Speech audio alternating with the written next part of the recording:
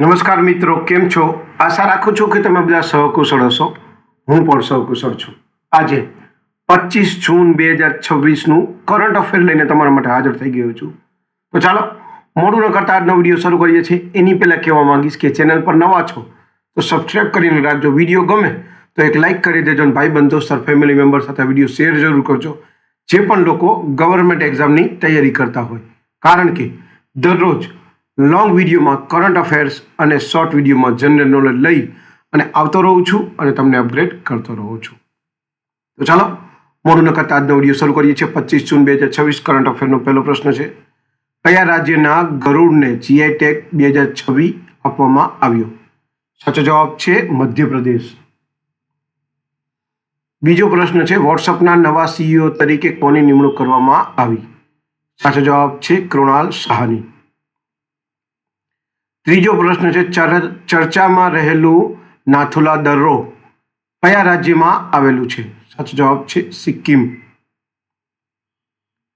ચોથો પ્રશ્ન છે, બ્રિક્સ એમએસએમઈ 2026 ફોરમનું આયોજન ક્યાં કરવામાં આવ્યું? સાચો જવાબ છે આગ્રા.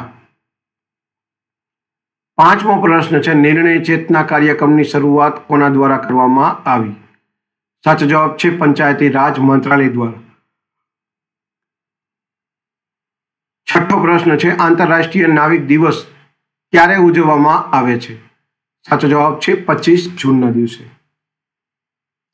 સાતમો પ્રશ્ન છે, QS world future skills index 2027માં ભારતને કયું સ્થાન મળ્યું? સાચો જવાબ છે 13મું.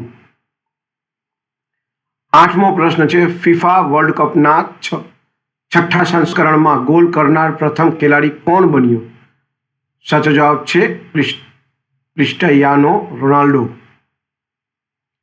નવમો પ્રશ્ન છે, એલન ગ્રીનસ્પેન કોણ હતા જેમનું 100 વર્ષની ઉંમરે નિધન થયું? સાચો જવાબ છે અર્થશાસ્ત્રી.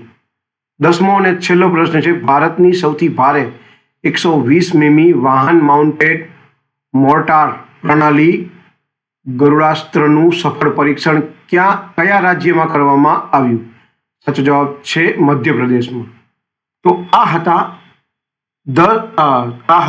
25 જૂન 2026ના કરંટ અફેર અને તેના જવાબો. વિડીયો ગમ્યો હોય તો વિડીયોને એક લાઇક કરી દેજો. ચેનલ પર નવા હો તો સબસ્ક્રાઈબ કરીને રાખજો, કારણ કે દરરોજ લોંગ વિડીયોમાં કરંટ અફેર્સ અને શોર્ટ વિડીયોમાં જનરલ નોલેજ લઈ અને આવતો રહું છું અને તમને અપગ્રેડ કરતો રહું છું.